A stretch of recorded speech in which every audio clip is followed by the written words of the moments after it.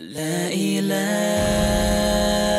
إلا الله لا إله إلا الله لا إله El-İmran suresi tefsiri 176. ayetten başlayıp okuyayım inşallah. Elhamdülillah ve salatu ve selam ala Resulillah ve ala alihi ve sahbihi ecma'in. Amma ba'd. Esselamu aleyküm ve rahmetullahi ve berekatuhu. Tövende diqtanlağa İbn Kesir rahimahullah'ın Kur'an-ı Kerim tefsiri Uygurca tercümesi Sure El-İmran 176. ayetinden başlayıp okuyayım inşallah. Ba'de euzu billahi mineşşeytanirracim. Ey Muhammed sallallahu aleyhi ve sellem, küfrıga özlerini atıganla, yani sözleri ve hareketleri bilen küfrıga şapaşlaydıgan münafıkla seni gamkin kılmışsın. Ula hakikaten küfrü bilen Allah'a kılçı ziyan yetküzelmeydi. Allah ahirette ulağa savabdan hiçbir nesibi vermeslikini halaydı. Ula çoğun azap duçar buludu. İmanni küfrüge tegişkenle, yani mezkur münafıkla küfrü bilen Allah'a kılçı ziyan yetküzelmeydi. Ula kattık azapı duçar buludu. Kafirla özlerine ceza vermezden mühlet verişimizni, yani ömrünü uzun kılışımızni herkes özleri için faydalılık dep güman kılmasın.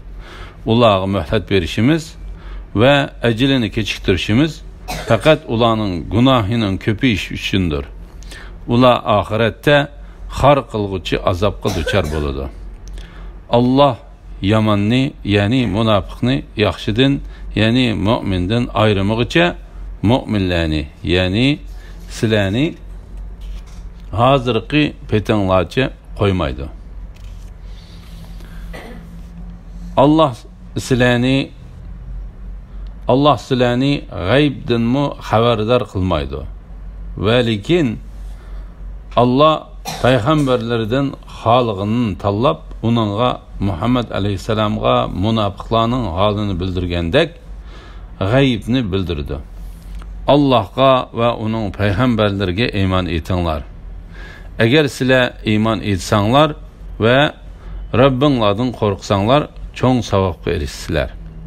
Allah öz pəzlidən bergen nəslərə, yani pul malğa bexillik qıldığanla bexilliqini özləri üçün faydalıq dep güman qılmısın. Əməldə bu ular üçün ziyanlıqdır. Ulanın bexillik qılğan nərsisi qiyamət günü ulanın boynağı taqaq qılıb silindi. Asmanlarının ve yerinin mirası Allah'nındır. Yani kainattaki hem nerse Allah'ın mülkü bulup ula pani bolğandan keyin Allah'ın dergahı qaytıdı. Allah halığan əməlinlardan xəbərdardır. Allah qılğan əməlinlardan xəbərdardır. Peygamber aleyhisselam'a verilgen teselli doğrusuda. Allah Teala peygamberge mındaq deydi. Ey Muhammed sallallahu aleyhi ve sellem, küfrıga özlerini atıganlar, yani sözleri ve hareketleri bilen küfrıga şapaşlaydıgan münafıkla seni gamkin kılmışsın. Bu Peygamber aleyhisselamның kişilerge bek köyümçanlıqını ifadələydiğen ayet bulup, kafirlarının karşılık kılışı ve haqqını qabul qılmaslığı Peygamber aleyhisselamını gamkin kılattı. Ula hakikaten küfür bilen Allah'a kılçı ziyan yetküzelmeydi. Allah ahirette ulağa savabdan hiçbir nesibi vermezlikini halaydı. Ula çoğun azapqa duçar boludu. İmanını küfrüge tegişkenle, yani mezkur münafıkla küfür bilen Allah'a kılçı ziyan yetküzelmeydi. Ula kattık azapqa duçar boludu. Kafirler özlerine ceza vermezden mühlet verişimizni, yani ömrünü uzun kılışımızni herkes özleri için faydalıq dep güman kılmışsın. Ulağı mühlet verişimiz ve ecelini keçiktirişimiz fakat ulanın günahlarının köpü işi üçündür. ular oxiratda xor qilg'uchi azobga duchor bo'ladi. Bu oyatning ma'nosi Alloh taolaning tövendeki oyatlarining ma'nolariga o'xshab ketadi. Ular bizning ularga mol-mulk va avlodlarni berganligimizni o'zlariga tez yaxshilik qilganlik deb o'ylamdi. Hergiz undaq emas. Ular uqmaydi.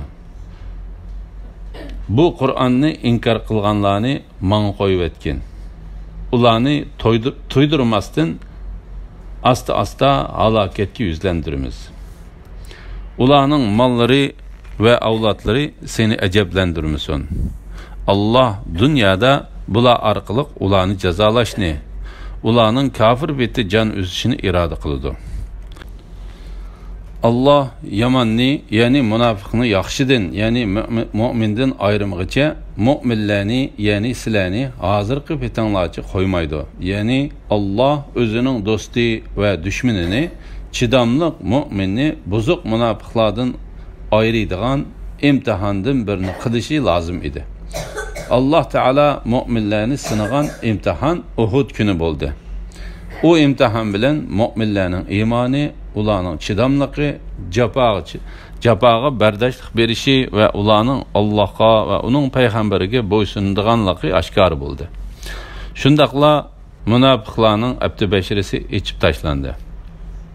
Shuning bilan munofiqlarning qarşılaşışı cihatdan qo'rqqanligi ve Allah Teala'ga ve onun peygamberiga qilgan xiyonati oshkor bo'ldi. Şuna Allah Teala mundaq deydi. Allah yamanni, yani munofiqni yaxshidan, yani mu'mindan ayirmoqcha mu'minlarni, yani sizlarni hozirgi petanlarcha qo'ymaydi. Mujahid bu oyatning ma'nosi haqida mundaq deydi. Allah Teala mu'minlar bilan munofiqlarning orasini Uhud kuni ayirdi. Qatada mundaq deydi. Allah Teala ularning orasini jihad ve hicret bilan ayirdi. Allah sizlarni g'aybdanmi xabardor qilmaydi. Yani Allah Teala mu'min bilan munofiqning orasini ayiradigan tashqi sabablarni bekitmagan bo'lsa, sizlar kimning mu'min, kimning munofiq ekanligini bilmaydinglar. Chunki iymon bilan munofiq degan Allah Teala insonlarning qalbiga o'rinlashtirgan narsadir. Va lekin Allah payg'ambarlardan xolig'ini tanlab, uningga Muhammad alayhisalomga munofiqlarning holini bildirgandek g'aybni bildirdi. Bu oyatning ma'nosi Allah Teala'nın bunu ayetning ma'nosiga o'xshash. Allah g'aybni bilguchidir. O'zining g'aybdan hech bir odamni xabardor qilmaydi. O'zining g'aybidan hech bir odamni xabardor qilmaydi. Faqat Allah o'zi memnun bo'lgan payg'ambarga ba'zi g'aybni bildirdi. Uning oldiga va orqasiga kuzatchi farishta selib qo'ydi. Allohga ve onun peygamberlerine iman etinglar. Eğer sizler iman etsanglar ve Rabbinglardan qo'rqsanglar, çoğun savabga erişsizler. Bexilni ayıplash ve bexillikdan ogohlantirish to'g'risida. Allah öz fazlidan bergan narsalarga, ya'ni pul molga bexillik qildiganlar bexillikni o'zlari uchun foydali deb gumon qilmasin. Amalda bu ular uchun ziyonliqdir. Ya'ni bexil mal toplash o'ziga foyda ilib keladi deb gumon qilib qolmasin. Unda qilish oxiratda uningga ziyonliqdir ve dunyoda mu ziyonliq bo'lishi mumkin. Ondan Allah Teala qiyomat kuni bexilning to'plagan melining oqibatinin qandoq bo'lganligini bayon qilib mundaq deydi. Ularning bexillik qilgan narsasi qiyomat kuni ularning bo'yniga taqoq qilib silindi. İmam Buxoriy Abu Hurayra radhiyallohu anhudan Peygamber aleyhisselamның mundaq deganligini rivoyat qiladi. Allah Teala bir kishiga mol mulk bersa, ondan u malning zakatini ado qilmasa, u mal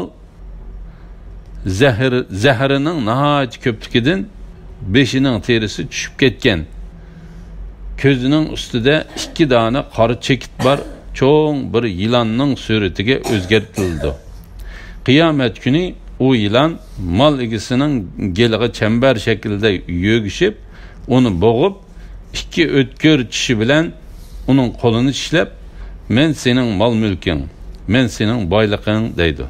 Ondan Peygamber aleyhisselam bu ayetini okudu. Allah öz bezledin bergen nersilerge yani pul malga bexillik kıldığan bexillikni özleri üçün paydalıq deb guman qılmısın. Bexillik kıldığanlar bexillikni özleri üçün paydalıq deb guman qılmısın. Əməldə bu ular üçün ziyanlıqdır. İmam Ahmed Abdullah'dan Peygamber aleyhisselamның mundaq deganligini rivoyat qiladi. Melinin zakatını ayrımıgan bir bendige davamlıq onun keynide qoğlab yürüdüğən beşinin terisi düşüp ketken çoğun bir yılan kilidi. O bende yılandan kaçıdı. Yılan onu qoğlab yürüp men senin baylıqın deydi. Ondan Abdullah bu ayetini okudu. Ula bexillik qılğan nərsisi, ulanın bexillik qılğan nərsisi kıyamet günü ulanın boynuğa taqaq qılıb silindi. Osmanlarning ve yerning mirasi Allah'nındır. Yani kainatdagi hamma narsa Allah'ның mülkü bulup, ular fani bo'lgandan keyin Allah'ның dergahı qaytıdı. Yani Allah sizlarni egi qilgan mallardan sadaqa qilinglar. Allah qilgan amalinglardan xabardardır. Allah sizlarni egi qilgan mallardan sadaqa qilinglar. Allah qilgan amallaringlardan xabardardır.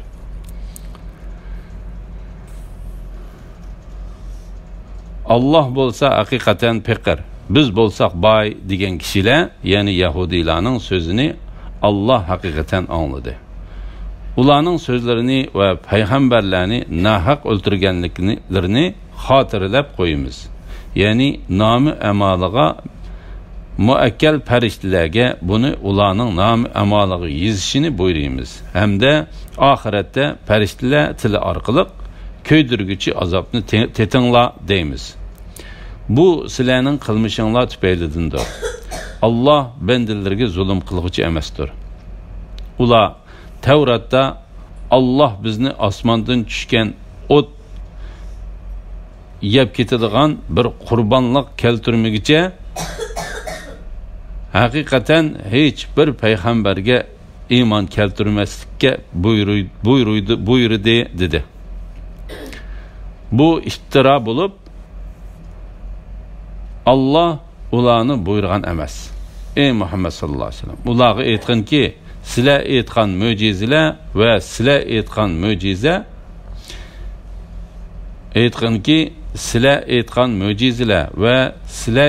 mo'jiza bilan haqiqatan nurg'un payg'ambar keldi. Agar sizlar da'voyinglarda rostchil bo'lsanglar, ularni nemishqa o'ltirdinglar? Ey Muhammed sallallahu aleyhi ve sellem, ular seni yalğanlığı çıkargan bolsa qayg'urib ketmegen. Senden ilgari o'tgan mo'jizalarni, kitoblarni, yani İbrahim aleyhisselamga nazil qilingan sahifelerge o'xshash samoviy kitoblarni ve nurluq kitobni, yani Tevrat, İncilga o'xshashlarni elib kelgan nurg'un payg'ambarlarmi yalğanlığı chiqarilgan edi. Allah Teala'nın müşriklarga bergan ogohlantirish to'g'risida Said ibn Jubayr ibn Abbas radiyallahu anhumanın mundaq deganligini rivoyat qildi. Allah Teala'nın kimiki Allah'a qarzi hasana berdikan, yani Allah'ның yolida pul milini xo'shallik bilan sarf qiladikan, Allah onunğa necha hassa, yani 10 hassidan 700 hassigacha ko'p qaytirdi. Degan oyati tushganda Yahudilar, ey Muhammed sallallahu aleyhi ve sellem, senin Rabbin bendillerinden qarz so'rg'idek pekir bulup kaldı mı? Dedi. Şunun bilen Allah Teala bu ayetini düşürdü. Allah bolsa hakikaten pekir, biz bolsak bay degan kişiler, yani Yahudilarning sözünü Allah hakikaten anladı. İbn Abbas radiyallahu anhumadan kılıngan rivayette bu sözünü Tenhaz isimlik bir Yahudi kılgan bulup, bu sözünü kılganda Abu Bakr radiyallahu anhu onu urgan. O ikisi davalışıp Peygamber aleyhisselamның yanına barganda Yahudi yuqorida kılgan sözüdün tenip algan. Şunun bilen Allah Taala u Yahudining haqiqatan mu shu so'zni qilganligini isbotlab yuqoridagi oyatni nozil qilgan. Ularning so'zlarini xotirlab qo'yamiz degan bu oyat Yahudilarga tahdiddir. Shunga bu oyatni Alloh Taala payg'ambarlarni nahaq o'ltirganliklarini xotirlab qo'yamiz. Ya'ni nomi amaliga muakkal farishtalarga buni ularning nomi amaliga yozishini buyuramiz degan oyati bilan bir yerda keltirdi. Ya'ni yuqoridagi oyat ularning Alloh Taala to'g'riliq degan so'zidir. Bu ularning Alloh Taolaning payg'ambariga qilgan ishlaridir. Alloh Taala ularga shu ishlari uchun eng yomon azob berguchidir. Shunga Alloh Taala mundaq deydi. Hamda oxiratda farishtalar tili orqali ko'ydirguchi azobni tetinglar deymiz. Bu sizlarning qilmishinglar tufaylidandir. Alloh bandalarga zulm qiluvchi emasdir. Ya'ni bu oyat ularni mat qilish va past ko'rish uchun kelgandir. Ular Tavratda Alloh bizni osmondan tushgan o't yeb ketadigan bir qurbonlik keltirmagicha haqiqatan hech bir payg'ambarga iymon keltirmaslikka buyurdi dedi. Bu iftira bo'lib Alloh ularni buyurgan emas.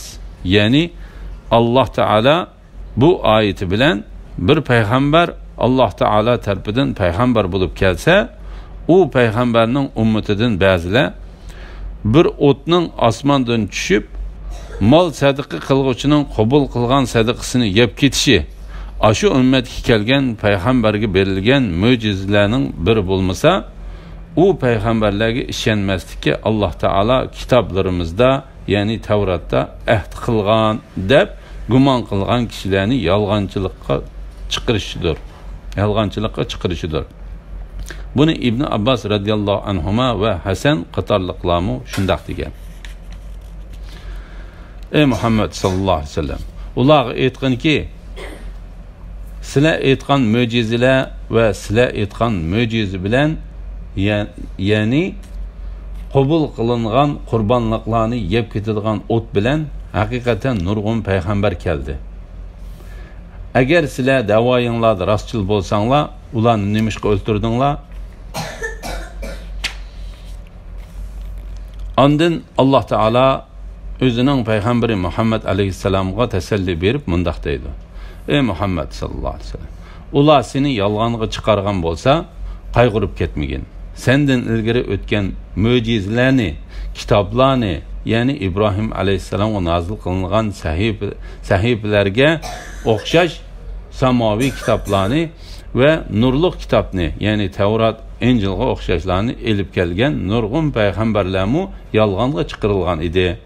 Ya'ni kafirlarning seni yolg'onga chiqarganligi seni bearam qilmasin. Chunki sendan ilgari o'tgan payg'ambarlar ochiq va keskin paketlarni elib kelibmi yolg'onchilikqa chiqarildi. Ular sana ulgudur. Alhamdulillah, Alloh shukrlar bo'lsin. Yuqorida Sura Al-Imron tafsiridan 184-oyatgacha angladinglar.